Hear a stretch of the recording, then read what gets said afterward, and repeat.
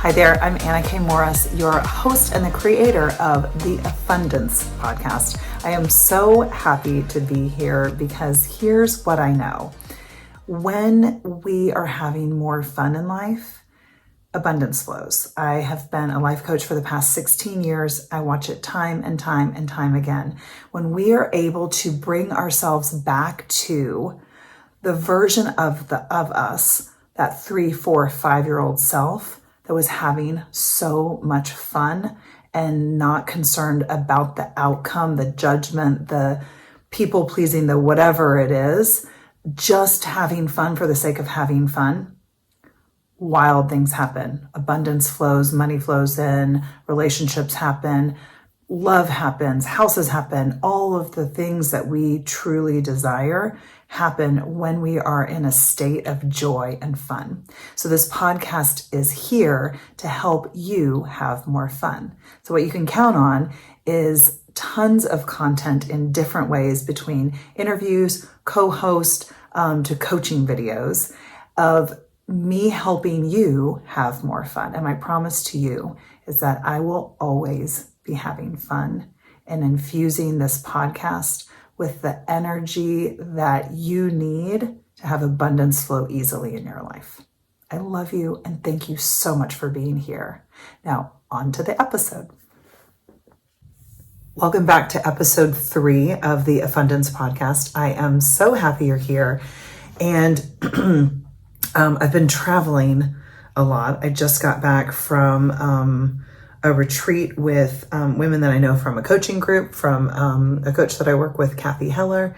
And then I attended a podcasting summit with my coach, Kathy Heller. So it's been a lot. And when I came home in the middle of a tornado. I live in Temple, Texas, if you didn't know that.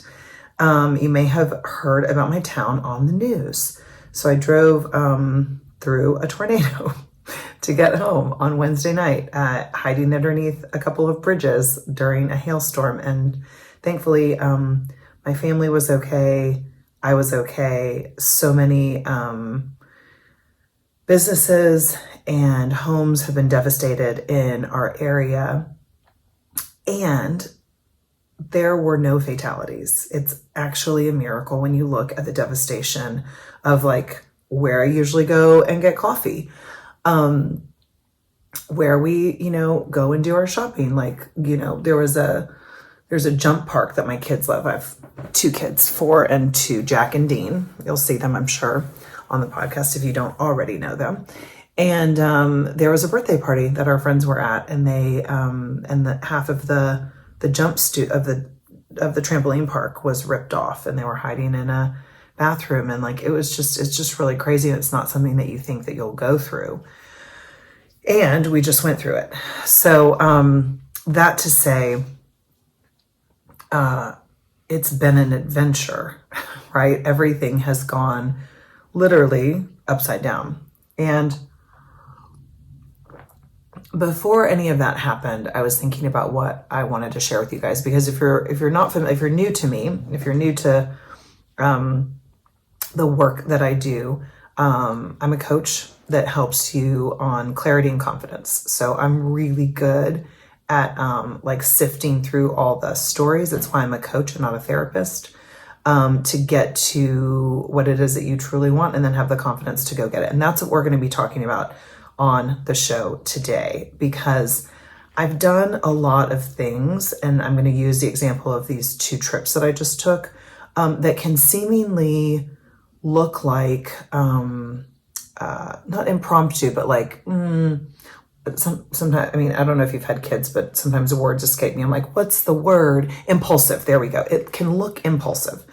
And because of what I know, and because of my deep, deep, deep relationship with the universe, you might call it God, the divine, with my inner voice, with my gut, I do things really fast because I know what my little voice is saying. And so that's what I want to talk about today, that gut feeling, that instinct, that calling that we all have within ourselves. So I'm going to say it with some stories. So settle in for story time with Anna K. Morris. Just to go back to the tornado thing, by the way, we were without power for, I think, like 4 days. Yeah, 4 days. We just got it back yesterday. I'm so enjoying that the lights are on right now that I could shoot this video, podcast show. So thank you to everybody at Encore and all the electricians that got our power back on. I know that I live in a really old neighborhood. I live in the historic district, and there are massive trees everywhere. So it was like a whole thing with the trees and the power lines and all the things. So I just want to give a little bit of gratitude there, right? So actually, before we dive deeper into the story, I want you to just take a minute and close your eyes. Don't if you're driving. Don't close your eyes if you're driving. But if you can, close your eyes. And I want you to think of somebody right now that you're grateful for. I know it might sound silly, but I love just taking these moments throughout my day to pause and give thanks for something maybe big, something maybe small. Electricity is something that I can see how it's been taken for granted. And then when we didn't have it for the past 4 days, like, I'm just so grateful to every single person that made our power come back on. All of the friends, all of the workers, all of the trees for moving around so that we could have our lights back on. So just take a moment and get into your body and feel something that you're grateful for. Just take a minute. Inhale through the nose. Exhale, sigh it out. Another one. Inhale through the nose. And sigh it out. Okay, welcome back to the show. I should tell you I'm also a yoga teacher, so I will frequently drop into breath work just to ground myself and hopefully ground you. So back to the story. I was in a coaching class with Kathy, the woman that I've mentioned. She's great. Go to her website if you're not familiar with her. She's an incredible inspirational speaker, and I love her very much. KathyHeller.com. And I was in the hot seat getting coaching, and she pointed out something that I was not aware of, but I could see very clearly a pattern in my life called, I think I'm responsible for everybody.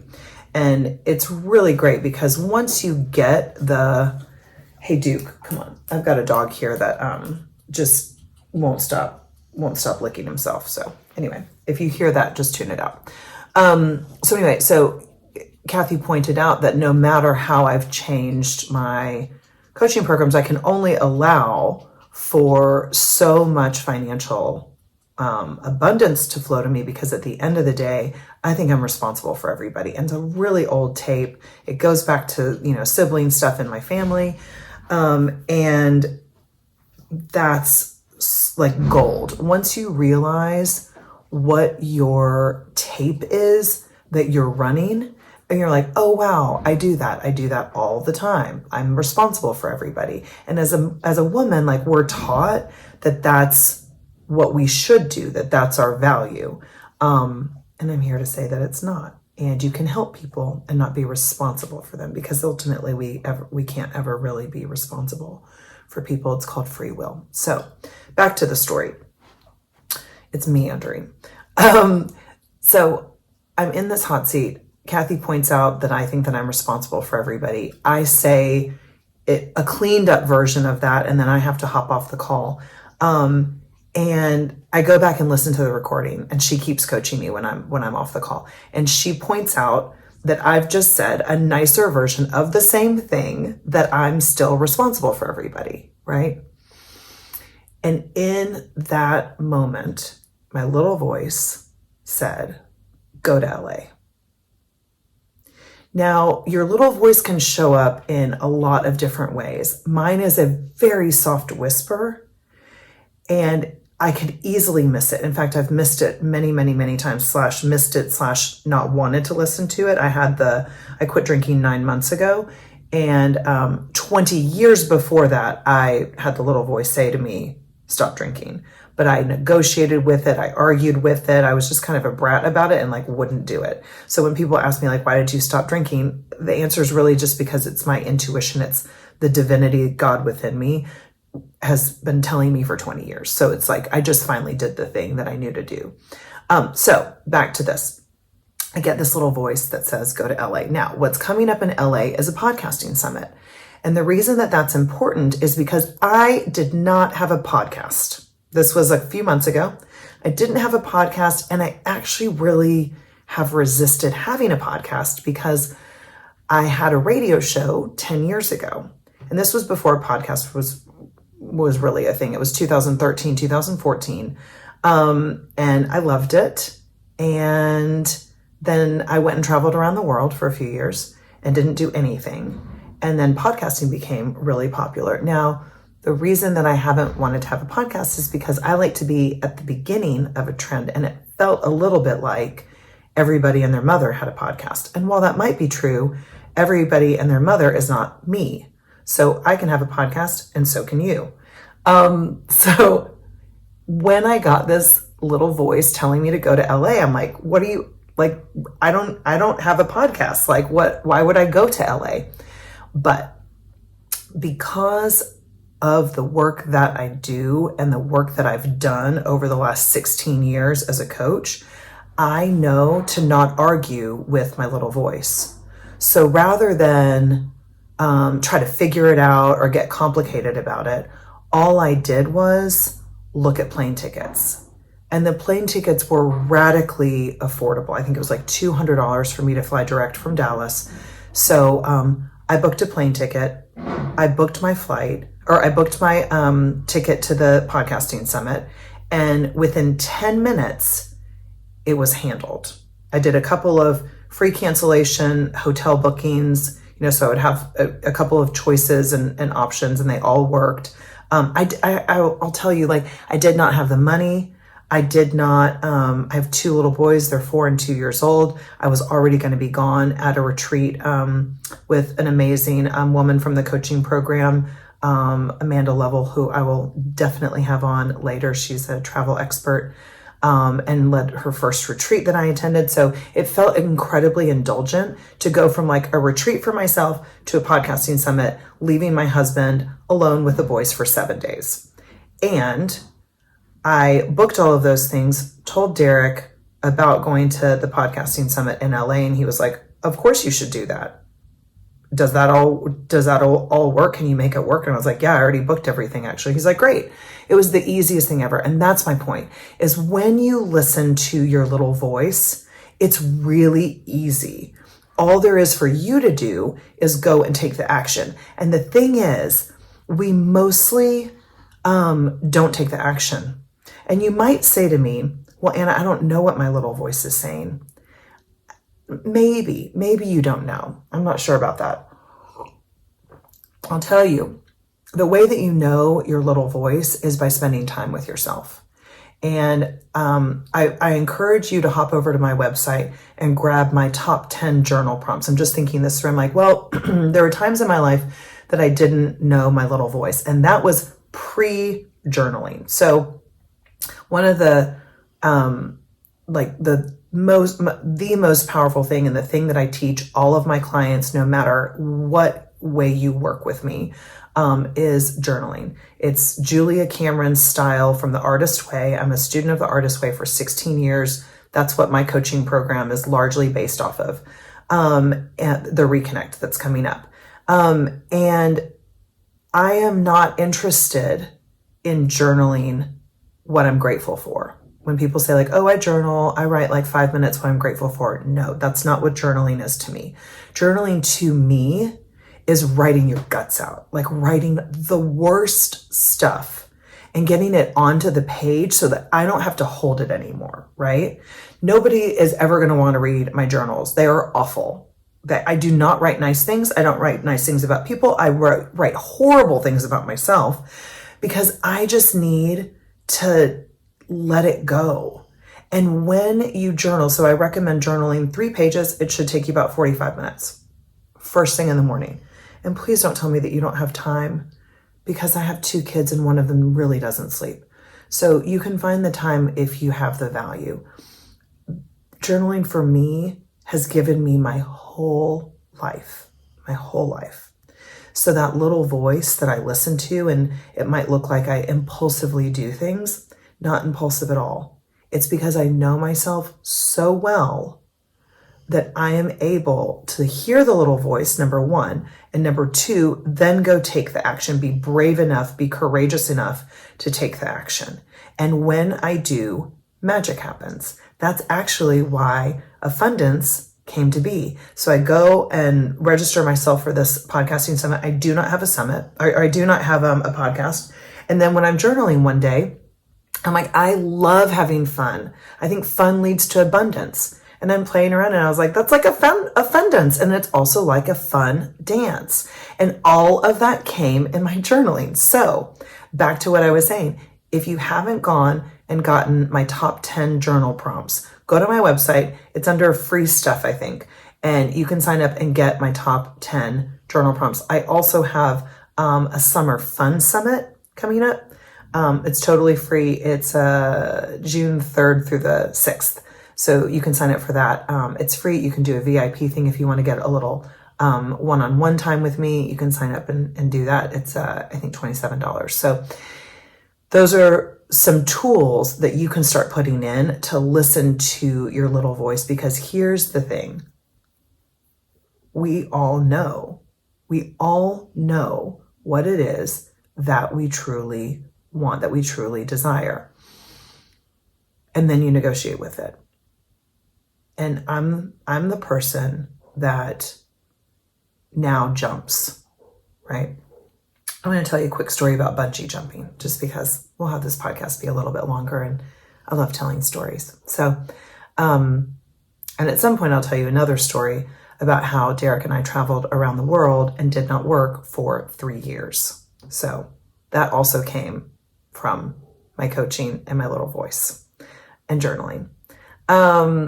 So there we are. We're at the garden. What's it called? The garden route. That's what it is in South Africa. We're at the beginning of our trip. Where Derek and I, in 2017, the middle part of the 3 years, we did 30 countries in 10 months. I'll tell you this: we sold everything. We had no home. And we lived out of a suitcase for that year. The other years I'll tell you about in another podcast. So there we are, and we're driving the garden route. If you're not familiar with the garden route, it drives, all the way down kind of the eastern coast of South Africa to Cape Town. You land at Cape Town. So we're doing that. It's beautiful. We love it. And we drive over this really, really big bridge, Blue Crins Bridge. And it's the home and the genesis of bungee jumping. Now, a lot of people might think that that's really from Queenstown, on the South Island in New Zealand. That is a really popular spot for bungee, but this is the tallest bungee jump in the world. Now, I think the Chinese may have beat them now with something in Hong Kong, but doesn't matter. At the time it was. And so we drive over this bridge and I'm like, well, I have to do that. And Derek is like, are you out? Derek is afraid of heights. So Derek is like, are you out of your mind? And I'm like, he's like, do you want a bungee jump? And I'm like, not really. However, I don't want to wish that I had. So he spins back around. We go to the jump site. It's closing in 5 minutes. And I say, I'd really like to jump. We're leaving tomorrow morning at noon. Are there any times that I could jump? And they're like, yeah, there are 2 spots and it's at 9 a.m. tomorrow morning. And I'm like, that's great. Book us the 2 spots. And Derek is like, I am not doing this with you. And I'm like, well, just in case, because I'm always like, maybe you'll change your mind. But guys, he never changes his mind. He's really clear. He's not going to jump. So I make a booking for 2 people for the next morning. We get to our hotel. We check in. We go and have a gorgeous dinner. We're having the best time. And as we're wrapping up, the waitress, Buki is her name. You'll hear why I know that in just a minute. And I were chatting, she's just like sunshine. She's just like the nicest person to be around. We've had the best dinner. We're just having the best time. And this is really where like fun and abundance shows up for Buki, right? And shows up for me too. So as we're chatting, I'm like, Buki, have you ever bungeed off Bluecrans Bridge? I would imagine that's pretty popular. You know, it's a big tourist attraction, and you've probably done that. She's like, oh, I've never done that. I've always wanted to do that. I would love, love, love to do that. She's sending all of her money to support her son, who's incredible. And you know, that wasn't in her budget. And so I look at Derek, and he knows exactly what I'm thinking, and, you know, gives a nod. And so I ask her if she would like to bungee with me the next day. And she said, well, I actually don't have to work until noon. And I'm like, great, that's when we're leaving. We're jumping at 9. What do you say? And she says, yes. And we go and we, you know, go to sleep that night, have a great night, and then pick her up the next morning and drive her to the jump site. And the waitress, Buki, and I jump Bluecrans Bridge together. And it was so much fun. Now, I'm not here to say that like, oh my gosh, I love bungee so much. It's not the point, right? Like, it was a cool experience. I don't know that I'll do it again. I'll do anything like at least maybe 2 or 3 times. So maybe I will. But the best part of that whole story was doing it with the waitress that we met from the restaurant the night before. And I would assert that like that wasn't something that was going to be in her future, right? She was working very, very hard, and she wasn't going to go and spend her hard-earned money to jump that bridge. But we would have jumped, the both of us, so why wouldn't we pay for her to do it with me? And that's the point, is like when you let yourself have fun, when you really like get tapped into, I'm going to always wonder what jumping off that bridge was like. Now I don't have to. Now I know. Just like going to LA. I mean, it's very different than bungee jumping, but maybe not. Maybe it's even a bigger deal than bungee jumping for you. So it's about listening to that little voice, and rather than negotiating with it, arguing with it, you know, just like flat out like, you know, tamping it down. Is tamp a word? I don't really know if it is. Tampering it? I don't know. Put it in the comments if it's a word or not. But my point is, rather than suffocating that little voice, I dance with it. I'm like, okay, you want me to marry, you know, Derek? That wasn't in my plan, right? Like, Derek and I have known each other since childhood. He asked me out for 10 years before I noticed and said yes. So we'll talk more about all these stories in a later episode, but this has been so much fun. I love you. Thank you for being here, and go grab my top 10 journal prompts. AnnaKMorris.com is my website, and I'll put a link in here too, but get started journaling. I have to tell you, I started 16 years ago when I started working with a coach, and it has changed my life. I have a class coming up that's going to teach you how to journal. It's called The Reconnect, so you can also go and take a look at that on my website, and I have a really fun Summer Fun Summit that's coming up June 3rd through the 6th. So some cool stuff, and I'm really excited that you're here, and I can't wait for the next episode. We'll see what stories I tell. Okay, bye. Thank you so much for listening to the episode. My intention with every single Afundance podcast that you listen to is that you go out and find a little more fun in your life. Not only do you find it, but that you create more fun in your life, because when fun flows, so does abundance, ease, joy, peace, what we are all really craving.